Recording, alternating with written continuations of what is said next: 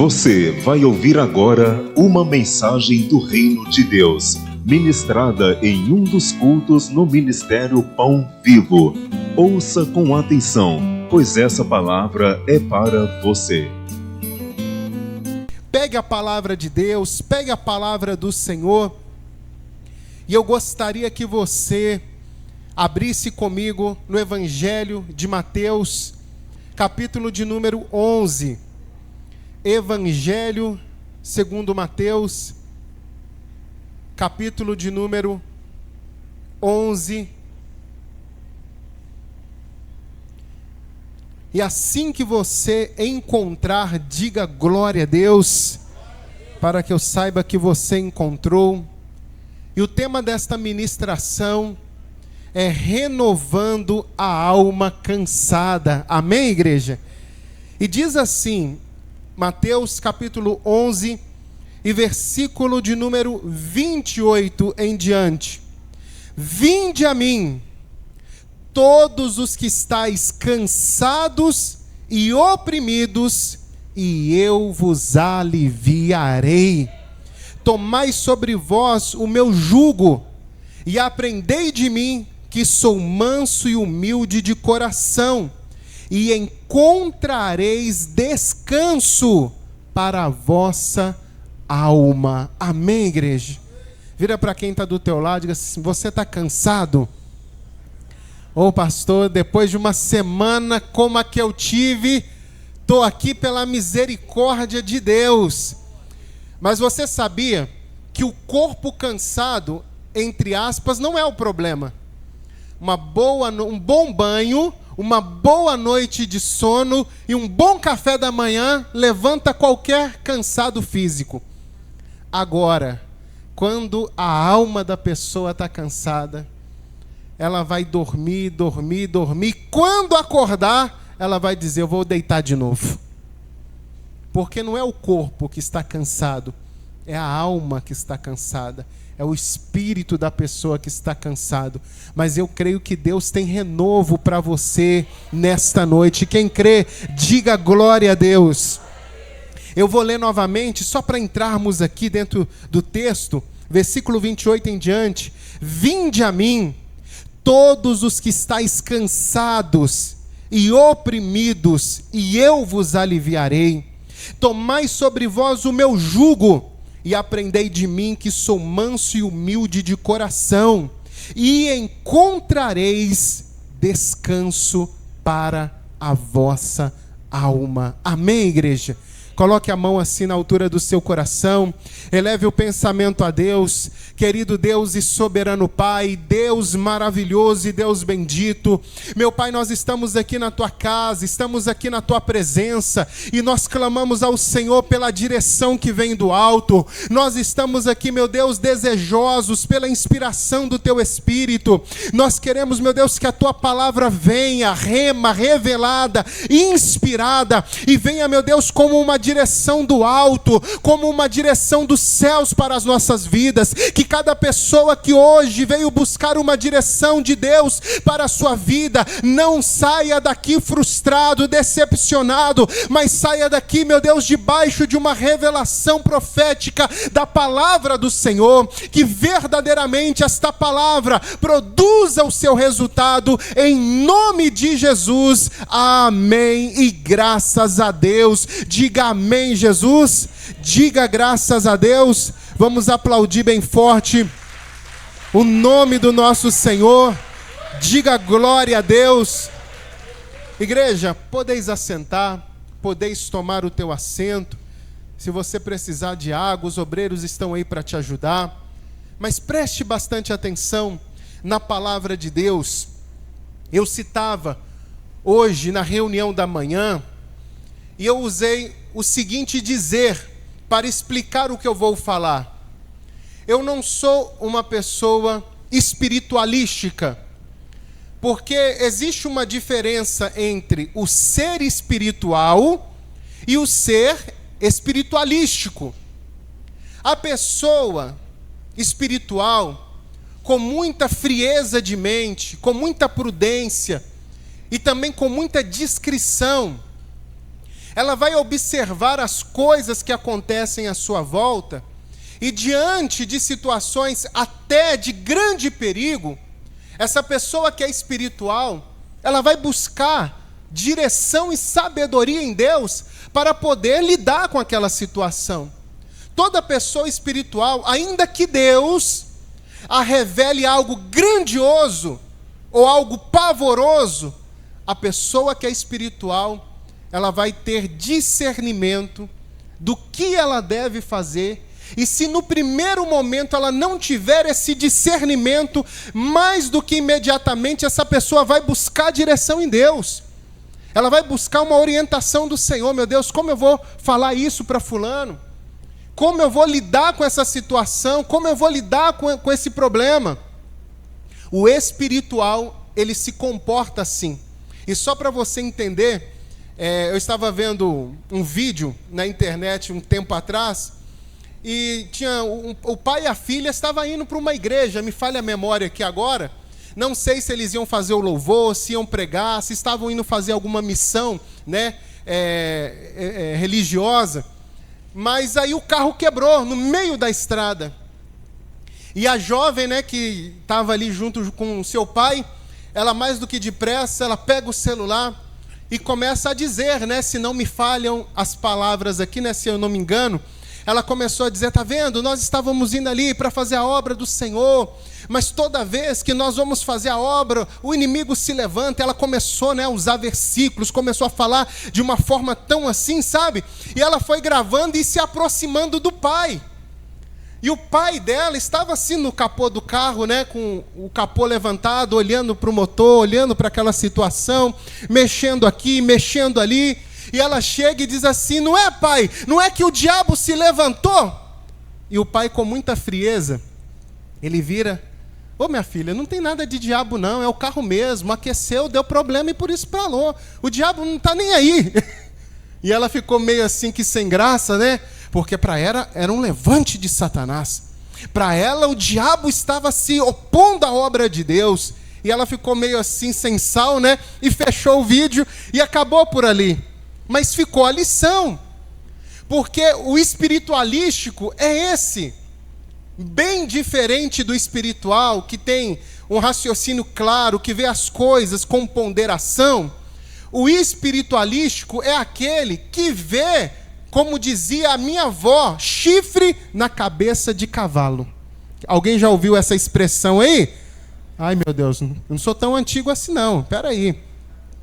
Ela dizia assim, para de ver chifre na cabeça de cavalo, menino.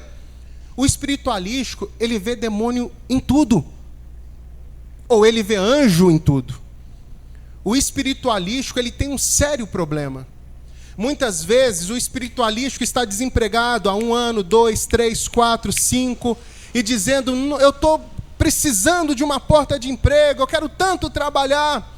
Aí abre uma porta de emprego, e no primeiro dia, a pessoa vai lá e ela já começa a ver. Eu vi que tem um problema ali, ó. Fulano ali não é da mesma religião que eu. E começa a ver problemas. Posso apertar mais um pouquinho, igreja? Assim é na vida sentimental. Assim é na vida financeira. Posso apertar mais um pouco, igreja? A pessoa espiritualística, ela fala, tá vendo, pastor? O demônio se levantou contra a minha vida no meu cartão de crédito. Já estourou de novo. Cutuque quem está do seu lado e diga assim, hã? Hã? Esse é o espiritualístico. Sempre verá um problema aonde não existe. E você precisa, meu amigo, minha amiga, tomar esse cuidado. Você precisa ter esse discernimento. E eu falo isso com muita tristeza e decepção, e para nossa vergonha, que ao longo desse tempo que eu faço a obra de Deus, as pessoas as quais foram mais difíceis de serem trabalhadas e lidadas dentro do contexto igreja, são essas pessoas. Elas sempre veem aquilo que não existe. Ou ainda que exista algo, elas sempre exacerba naquilo que estão vendo, sempre vê com demasia. E eu contava aqui, né, na reunião da manhã, que eu era pastor de uma igreja numa cidade, e dentro desse contexto, eu lembro que um dia, né, a cidade era muito violenta, muito perigosa, era a segunda mais violenta do Brasil naquele ano, por número de habitantes. E a igreja era no centro da cidade. Ou seja, tudo, né, desembocava no centro da cidade. Quem vai no centro da cidade não fica tranquilo ali naquele lugar. E eu lembro que a igreja tinha as portas ficavam abertas, só tinha uma porta de vidro, a outra era uma porta de aço. Ou seja, na hora da oração, era um olho fechado e o outro aberto. Porque senão, naquele contexto, alguém poderia chegar ali, todo mundo com os olhos fechados, e roubar alguma coisa, como já via acontecer. E eu lembro que em uma oportunidade dessa, orando até mesmo pela busca do Espírito Santo, por renovo, por avivamento, eu lembro que, orando a Deus, e eu estava sentindo tanta presença de Deus, que eu comecei a falar em línguas naquele momento. Só que tinha um detalhe, eu estava com o olho aberto. Porque a palavra do Senhor diz que o espírito do profeta, ele é sujeito ao profeta. E naquele âmbito ali, eu orava, sentia a presença de Deus, mas o olho estava bem atento para o que estava acontecendo à nossa volta. Porque quem, né, mora em lugar perigoso sabe que qualquer hora é hora de acontecer alguma coisa. E assim, né, eu fiquei naquela posição ali durante alguns cultos, e chegaram algumas pessoas e disseram assim: ô pastor, eu estou olhando assim para o senhor e eu notei que o senhor está um pouco frio. Falei, frio? Uma que não dava para ser frio naquele lugar, ou lugar quente. Eu falei assim, mas em que sentido? Ah, pastor, eu vejo o senhor orando, mas o senhor não fecha nem o olho. Mas eu não fechava o olho porque ele orava de fechar o olho e cair. Alguém tinha que cuidar da igreja, se é que você me entende. E só para resumir a história, porque eu já contei em uma outra oportunidade, e você vai entender o porquê, eles disseram assim, pastor, a gente tem que fazer uma campanha de oração aqui nessa igreja, que é como a intercessão hoje. Só que eles falaram assim, ó, eu só posso fazer essa corrente de oração da meia-noite às 3h. E eu, né, naquela inocência, primeiro momento na igreja, falei assim, vamos. E eu que já não dormia, já não comia porque não tinha, agora também eu já não podia dormir. Porque se acordava às 6 e dormia às 3, então o horário de cochilo era pouco, mas eu fui. E eu lembro que em uma daquelas orações, por volta de 2h30 fazíamos um círculo assim na frente do altar, e orávamos, de repente alguém gritou, ai! Eu assustei. Ele falou, você não viu, pastor? Eu falei, viu o quê? Passou a garra em mim. Eu falei, meu Deus, eu falei, não vi nada. E sabe qual era o problema maior? É que todo culto, toda oração, eles diziam assim, pastor, eu vi algo ali ó, na igreja. Eu vi algo ali, ó. Eu vi algo ali. Já viu, né, pastor Roberto? Já vi algo ali. Eu já vi algo ali. E aí sabe o que acontecia? Todo mundo ia embora e quem dormia na igreja? Eu falei, Jesus, e agora? E eu lembro que um dia eles olharam assim para o lugar, né? Tinha uma sobreloja, eu dormia sobre a loja, mas era o prédio da igreja. E aí depois da oração, pastor, eu vi algo bem ali na esquina da escada, pastor, que sobe lá para onde o senhor fica. Eu falei, eu vou dormir lá na rua. Está mais seguro lá na rua do que aqui dentro. Minha gente, e me apavoraram durante tempos com aquilo. Durante tempos me atormentaram com aquilo. Mas você vai fazer um exame, você percebe que essas pessoas que veem tudo, enxergam tudo, ouvem tudo, a vida delas, na grande maioria, não condiz com a espiritualidade que demonstram. Não condiz. E por que eu estou dizendo isso para você? Porque naquele momento, eu lembro que eu estava tão cansado, tão sobrecarregado, e nos poucos momentos que eu tinha, era eu sozinho, não era casado ainda, minha família estava em outro lugar, eu lembro que nos poucos momentos que eu tinha para poder descansar, eles sempre arrumavam alguma coisa para me orar ou para me fazer. E eu contava que um dia, bem cansado já, com a cabeça bem assim sobrecarregada, isso agora muito tempo depois, desse mesmo grupo de pessoas, um dia eu estava bem cansado, eu peguei e falei assim com a minha esposa, minha filha ainda não andava, era bem pequenininha, eu falei assim, eu vou deixar o telefone aqui em casa, a gente vai sair, vamos dar uma volta, vamos para a praça, vamos descansar a cabeça, a gente está na igreja de segunda a segunda, hoje é sábado, vamos passear. Aí eu falei, eu vou deixar o celular aqui para ninguém incomodar. E eu lembro que eu vesti uma bermuda, calcei um chinelo e peguei minha esposa, minha filha, e a gente estava indo assim para uma praça. Aí eu passei num lugar que a gente ia tomar um sorvete para ir para a praça. E eu lembro que quando eu chego naquele lugar, naquele determinado cruzamento, para que eu fui olhar para o lado? Eu olhei para o lado e vi uma irmã que era da igreja. Eu falei, ô irmã, a paz. Ela, pastor, o senhor está aí? Eu falei, a paz, irmã. O senhor está aí, pastor? Eu falei, sim, estou aqui. Pastor, estou te ligando. Eu falei, mas para quê? Eu estou indo lá na sua casa, pastor. Corre lá na minha casa agora. Vai lá atender meu irmão, está assim assado. Minha gente, naquele dia me deu um desgosto muito grande. Que essa mulher me tira de um momento familiar e me coloca lá na caverna de Adulão. Só para você entender o contexto. E essa mesma pessoa, passou-se 1 mês, 2 meses, comentou com alguém da igreja, estou indo para outra igreja, não gostei daqui não. Depois de tanto sobrecarregar. Se você perceber, nós vivemos num mundo que, muito embora físico, ele é regido pelo mundo espiritual. E nós podemos, de fato, de verdade, sentir o reflexo do mundo espiritual em nós. Eu já disse isso, há lugares que você entra e você sente que tem um peso nos seus ombros.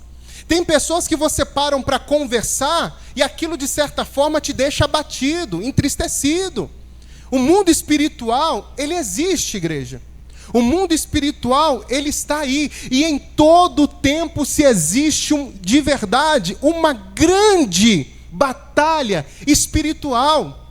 Mas o que eu quero dizer para você com tudo isso? Que nós precisamos, de uma forma muito madura e honesta, entender como que esta batalha espiritual ela acontece, até mesmo para que lá na frente o sobrecarregar dela não nos derrote. Porque se você for perceber, como já disse, existe uma batalha espiritual. E nós lutamos contra forças e inimigos que na grande maioria nós nem nos damos conta de quem são, de como agem e da força que tem. Porque poder tem o nome do nosso Deus. Mas são fortes. Nós lutamos contra males invisíveis que nós não entendemos a proporção. Muitas vezes, alianças, que são feitas ali, nos colocam debaixo de situações de grande sofrimento. Amizades que Deus reprova, nos coloca também em aflições. Meios, lugares que nós nos ambientamos neles, também trazem consequências sobre as nossas vidas. Mas como lidar com isso, pastor, de forma espiritual e não de maneira espiritualística? Olha o que está escrito primeiro, lá em Efésios, capítulo 6. Entenda isso. Efésios,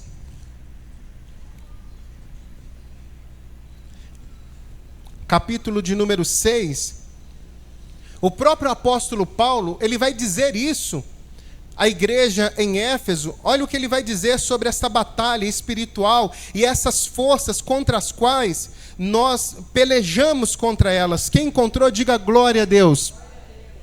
Capítulo 6, verso 12 diz: porque não temos que lutar contra carne e sangue, mas sim contra os principados, contra as potestades, contra os príncipes das trevas deste século, contra as hostes espirituais da maldade nos lugares celestiais. Ou seja, a nossa luta não é um contra o outro. Vira para quem está do seu lado e diga assim: a sua luta, a sua demanda, o seu problema não é contra mim. E aqui está claro que nós lutamos contra forças espirituais. E aqui nós conseguimos entender uma coisa.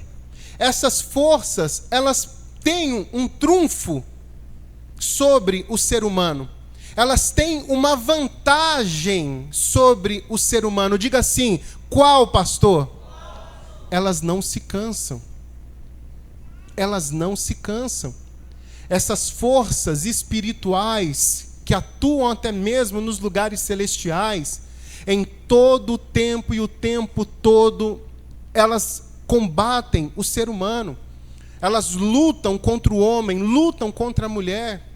E daí, igreja, a primeira observação, nós temos que fazer de tudo que nós podemos fazer para que esse mundo espiritual, para que esses inimigos espirituais, eles não venham prevalecer contra a nossa vida. Para que não haja da nossa parte uma brecha, uma legalidade, para que o mal ele se levante contra nós, porque a palavra do Senhor nos mostra que esse primeiro trunfo é o ser incansável. Se você for olhar para a palavra de Deus, você percebe que Satanás já está vencido, e não obstante ao estar vencido, ele luta todos os dias como se ele não tivesse.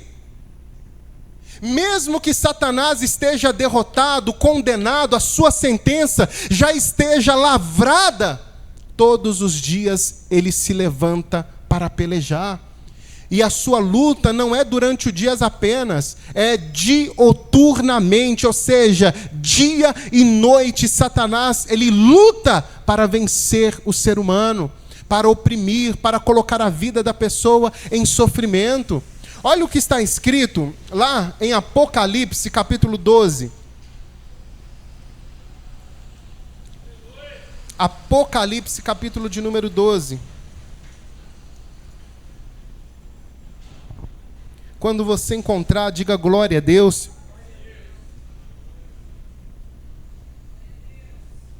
Apocalipse, capítulo 12. Versículo de número 10, quando você achar, diga glória a Deus.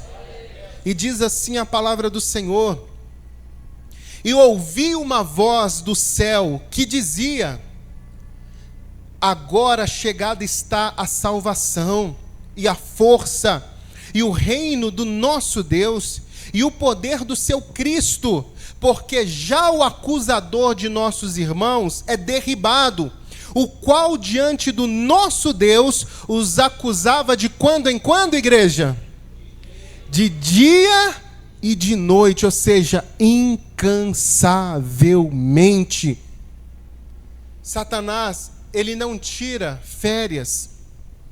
Satanás, ele não dá um tempo.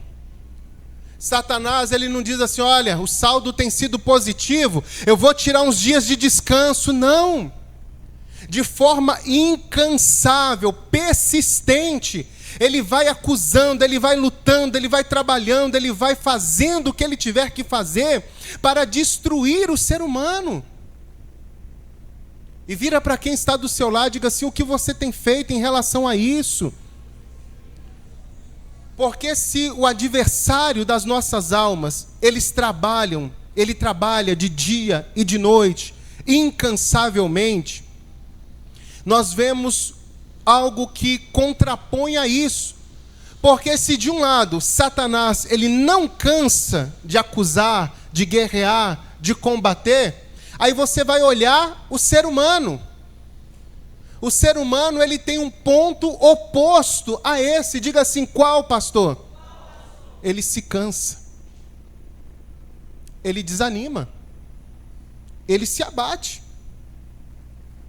Quantos aqui, em algum momento da vida, já não disseram: estou cansado? Ô pastor, há 5 minutos atrás. Quantos? Ah, não aguento mais. Só que deixa eu explicar. Esse eu estou cansado, como eu disse lá no começo da pregação, se ele é físico, com uma boa noite de descanso, uma boa alimentação, o seu corpo vai voltar ao normal. O problema, igreja, está quando esse cansaço é aqui dentro. É um cansaço na alma. É um cansaço no espírito da pessoa. É quando o espírito da pessoa está cansado, está prostrado. Quando Deus ele falou com Josué, ele falou o quê? Levanta-te, pois, agora. Neemias ele dá a seguinte declaração. Neemias ele vai dizer assim, olha, quando ele ouviu aquelas palavras, ele disse, eu me assentei, chorei e me lamentei por alguns dias. É o estado, quando a pessoa ela toma um baque da vida, ela tende a perder as forças, ela tende a se cansar. E parece que é muito desleal essa batalha, parece que é muito covarde essa batalha, porque se por um lado nós temos o mal que age de dia e de noite, com tentações, propostas, situações, circunstâncias, para tentar vencer a pessoa e subjugá-la, do outro lado nós temos você e eu, nós, que precisamos lutar, mas nem sempre estamos dispostos a isso. Posso apertar mais um pouquinho, igreja? Posso apertar? Muitas vezes, você mesmo sabe que no momento em que você mais deveria estar orando, jejuando, buscando a Deus e vindo à igreja, é o momento que você mais se sente fraco, mais se sente cansado. Sabe, quando a pessoa está enfrentando uma luta, está passando por um problema, e ela sabe, ela mesma já discerniu que ela precisa estar na igreja, que ela precisa estar orando, ela precisa estar jejuando, ela precisa tirar um tempo para ler a Bíblia, ela precisa se consagrar mais, mas é nesse momento que ela sabe que mais precisa se preparar, que ela não encontra forças para isso. E a pessoa acaba se castigando por isso, porque não é que a pessoa não ame a Deus, não é que a pessoa não ame os irmãos, a comunhão do corpo de Cristo, não tem nada a ver em amar ou não a Deus, e sim no fato da pessoa não ter forças suficientes para lutar uma batalha que ela sabe que precisa lutar. Ela está cansada, ela está esgotada. É os mesmos problemas, entra um ano, sai ano, é problema com casa, família, casamento, dinheiro, saúde, e daí vai. E torno a dizer, torno a perguntar, quem nunca não disse isso? Estou cansado. Desisto. Muitos de nós já dizemos isso. E repito, não pelo aspecto físico, estou cansado fisicamente, trabalhei muito essa semana, mas a alma da pessoa está cansada. Ela mesma se sente fragilizada, fraca, abatida. Ela não vê nela ou nele forças suficientes para lutar. E do outro lado está o seu adversário lutando de dia e de noite para derrubar a pessoa, para colocar a pessoa em sofrimento.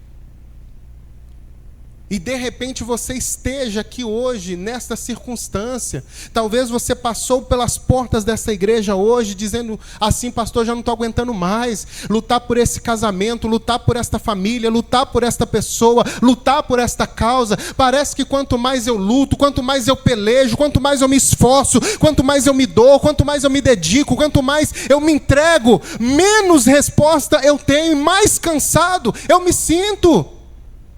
Estou perdendo as forças, já não aguento mais orar, já não aguento mais ler a Bíblia, já não aguento mais vir à igreja, estou me sentindo pesado.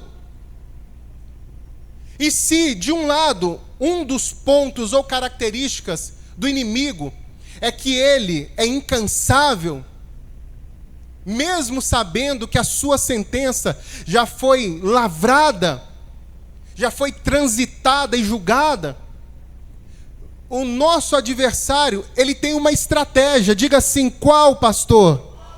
A estratégia de Satanás, igreja, está aqui, olha. Deuteronômio, capítulo 25.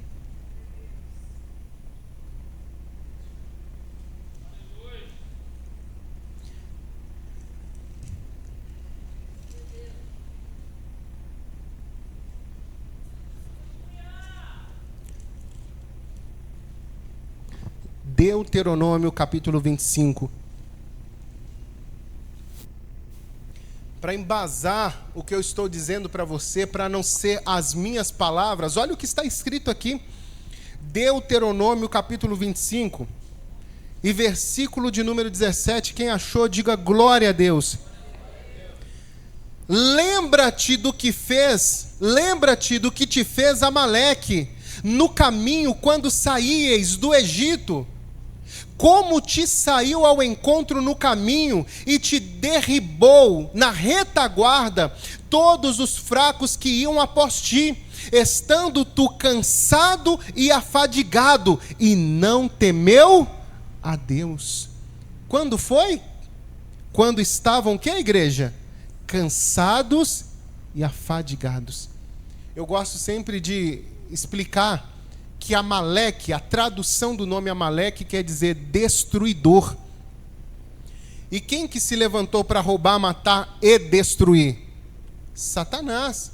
Amaleque é uma tipologia, ele tipifica Satanás no Antigo Testamento, aquele que foi enviado para destruir, para atacar o povo de Deus.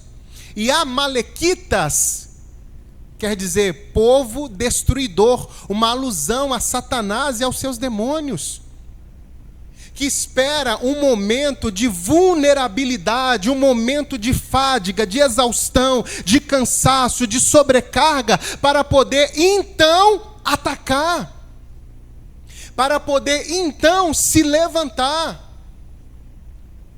Eu contava, a história de uma moça muito nova, diga-se de passagem, mas uma pessoa que, embora estivesse numa luta muito grande, ela tinha uma clareza de mente muito, muito interessante. Ela chegou para mim e disse assim: pastor, hoje o senhor percebe que eu não estou tão normal. Eu tenho problemas espirituais, tenho problemas psicológicos. E sabe aonde isso começou, pastor? Assim, na igreja.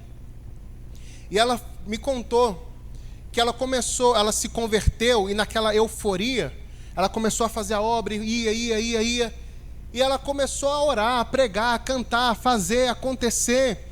E ela foi, um determinado dia, ela contou assim que quase não parava. E ela contou que ela teve um sonho, que começou a juntar algumas roupas, começou com peças de roupas, e depois começou a juntar sacolas e trouxas de roupas e colocar nos ombros. Mas eram tantas que caíram sobre ela. E ela entendeu que aquilo era uma sobrecarga. Porque muitas vezes o seu problema não é a falta do emprego, não é o relacionamento, não é a questão financeira, não é a saúde. Muitas vezes o diabo, ele está jogando situações no seu caminho, jogando situações para que de alguma forma você se sobrecarregue. Sabe aquela pessoa, desculpe o termo, é o para-raio da família? Tem um problema acontecendo lá não sei na onde, ela traz o problema para ela. Ah, mas o primo de 3º grau brigou com o outro lá não sei da... O que você tem a ver com isso, criatura? Você está perdendo a sua noite de sono por causa disso? Claro, existem coisas que são relevantes, outras não. Tem pessoas que vão colhendo o problema de todo mundo para si, vai juntando problema de um, problema de outro, e quando vai ver, o diabo está falando assim: eu vou esperar, ela vai se cansar, ele vai se cansar, vai sobrecarregar, vai chegar uma hora que o peso vai estar tão grande, e eu vou atacar. Essa pessoa está correndo de um lado para o outro, igual uma barata tonta, vai, vem, não para um minuto, não freia. Amaleque esperou que alguns se cansassem, se afadigassem, ficassem para trás, para que ele pudesse agir. O diabo trabalha, igreja, na exaustão. O diabo, ele trabalha muitas vezes na fadiga.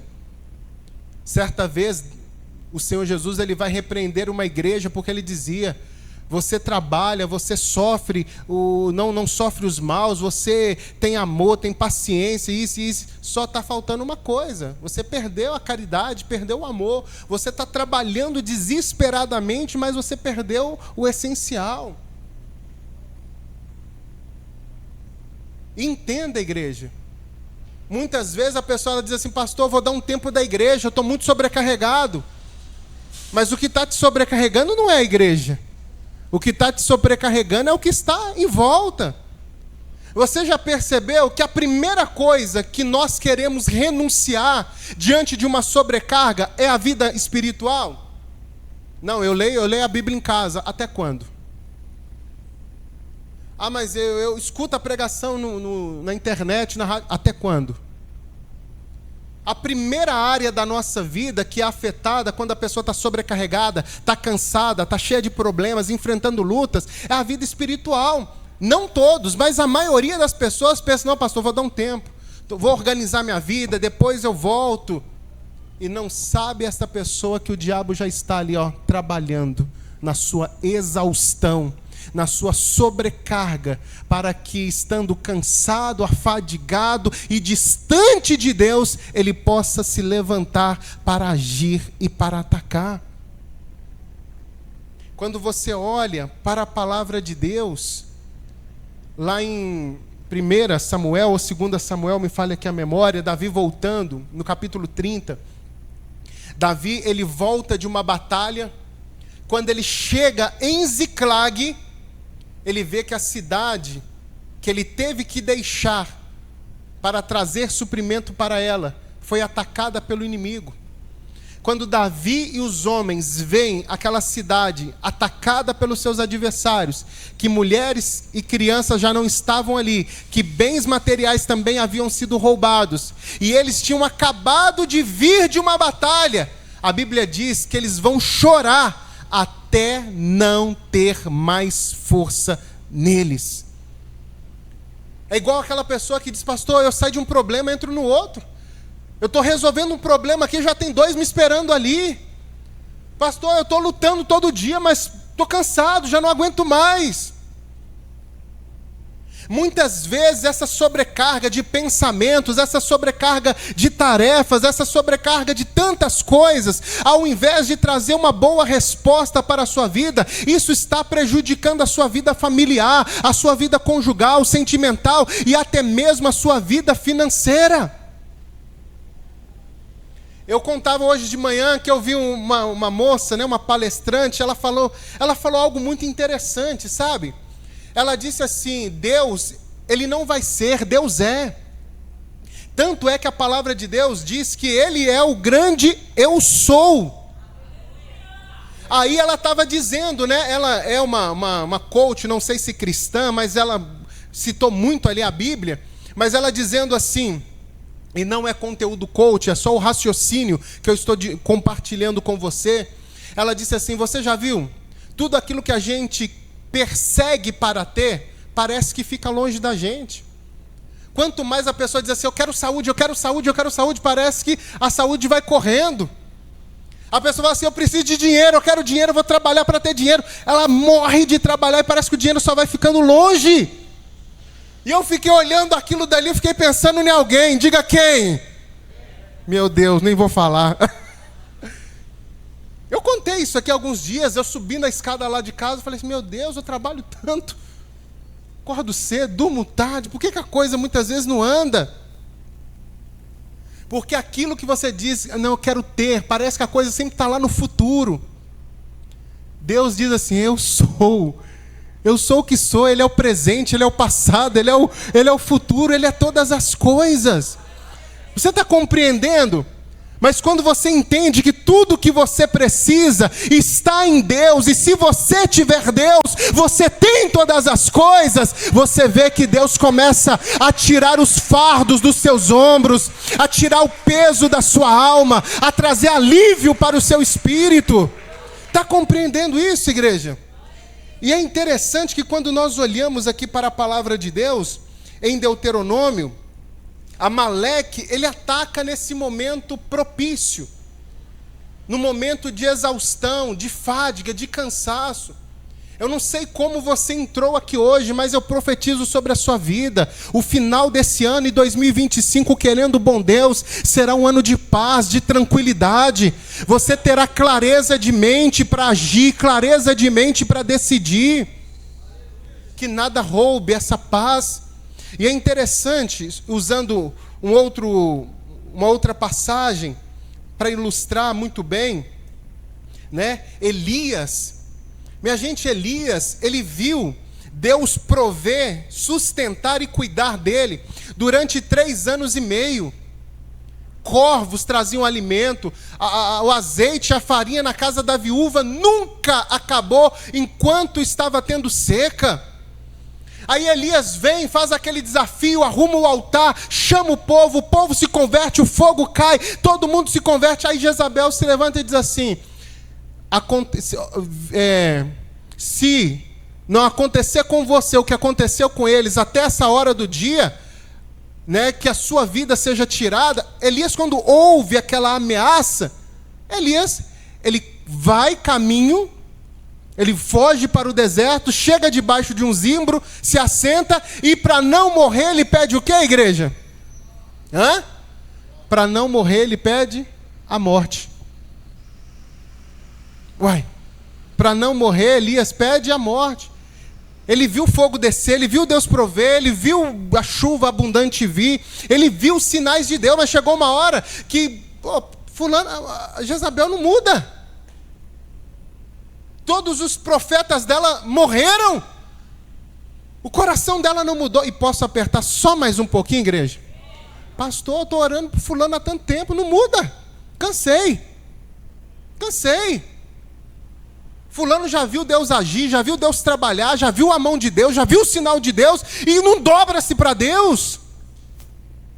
Elias falou: não quero mais, não sou melhor do que os meus pais não, Senhor, toma minha vida. Toma minha vida. Ele não quis mais. Exaustão, fadiga. E foi naquele momento que o diabo usou Jezabel para dizer o quê? Amanhã, a estas horas, você estará como um deles. Uma única gota fez o balde transbordar, usando um palavreado bem claro. Talvez a briga dentro de casa começou lá no trabalho. Estresse, filho, dinheiro. Aí uma gota vira o balde. Puf. Uma gota. Eu falava na quarta-feira, né, só usando como exemplo aquela síndrome de burnout, né, que é uma síndrome causada pela exaustão. Quando a pessoa ela trabalha tanto, pensa tanto, que chega à exaustão. Tem crente dando burnout espiritual. Pum, apaga de uma hora para outra. Não quero Deus, não quero igreja, Deus não existe, tudo é relativo e acabou. E aí? Um dia pegaram Sansão. Quando você olha a história de Sansão lá em Juízes, vamos lá comigo? Juízes capítulo 15. Josué, Juízes 15.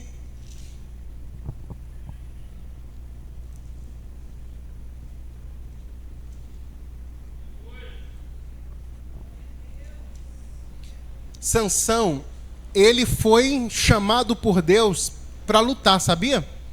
Porque Deus não deu uma força descomunal para aquele homem pregar. Ele recebeu força para lutar e para libertar o seu povo. Só que ele se metia, né, desculpe o palavreado, em muitas situações que ele acabava usando a sua força em momentos que nem precisava. Os pais dele disseram assim: Sansão, não se envolva com a mulher de outro povo, nós temos as nossas aqui. Ele: não, mas aquela lá agradou os meus olhos. Se pôs numa luta por causa de algo que não precisava. O leão estava morto, o mel estava lá, para que vai tocar? Não precisa, mas ele foi. Estava lá com Dalila. Onde está o segredo da sua força? Está assim, aí vai Filisteu, aí corre Filisteu. Não, Sansão, onde está? Não, minha força está nisso e nisso. Aí vem os filisteus, corre Filisteu, luta Sansão, descansa Sansão. Chegou uma hora que ele fez o quê? Vou dormir. Dormiu, perdeu o cabelo, né? Ainda bem que a força não está no cabelo, está na obediência a Deus. Ainda bem que a força está na obediência a Deus. Porque se tivesse no cabelo, hein? Aí, Joelmes, Nossa, o André também não fica para trás não, viu? Tá dando para você entender? Ele lutou batalhas que não deveria. Para quê? Ficar brincando com a força que Deus deu, com aquilo que estava sobre a vida dele. Aí um dia ele pega, amarra uns tições ali na cauda das raposas, vai lá, coloca fogo no campo dos filisteus, dos inimigos. Aí eles vêm e o seu próprio povo, para não ter que lutar, né, fala: Sansão, não dá para a gente vencer você, então você vai ter que nos deixar te amarrar e te entregar aos nossos inimigos. Aí Sansão, vai, toma. E ele é amarrado e levado. Só que vai acontecer algo sobrenatural, igreja. Quando Sansão ele é entregue, ele mesmo deu as próprias mãos. A Bíblia diz que o Espírito de Deus vai vir sobre Sansão e aquelas cordas vão se rebentar como o fio do barbante que pega fogo. Já viu quando você queima um barbante? Esfarela. Ele rompe aquelas cordas e olha o que a Bíblia vai dizer. Eu acho isso aqui muito interessante, igreja. Versículo 15. Vou ler desde o versículo 14, viu? E vindo ele a Leí, os filisteus lhe saíram ao encontro, jubilando, para o prender, para o matar. Porém, o Espírito do Senhor possantemente se apossou dele, de Sansão, e as cordas que ele tinha nos braços se tornaram como fios de linho que estão queimados, e as suas amarraduras se desfizeram das suas mãos. E achou uma queixada fresca de um jumento, e estendeu a sua mão, e tomou-a, e feriu com ela 1000 homens. Então disse Sansão: com uma queixada de jumento, 2 montões, com uma queixada de jumento, feri a 1000 homens. E aconteceu que, acabando ele de falar, lançou a queixada da sua mão e chamou aquele lugar Ramate-Leí. E como tivesse grande sede, clamou ao Senhor e disse: pela mão do teu servo tu deste esta grande salvação. Morrerei eu, pois, agora de sede e cairei na mão destes incircuncisos? Veja, isso aqui traz uma revelação espiritual. Sansão, ele rompe as cordas, pega uma queixada de jumento fresca, e ele vai, luta, mata 1000 homens. 1000 homens ele consegue derrotar, e quando ele termina aquela luta, ele joga para lá a queixada e cai exausto, dizendo assim: olha, o Senhor deu um grande livramento, e agora eu vou perecer aqui de fome, de sede.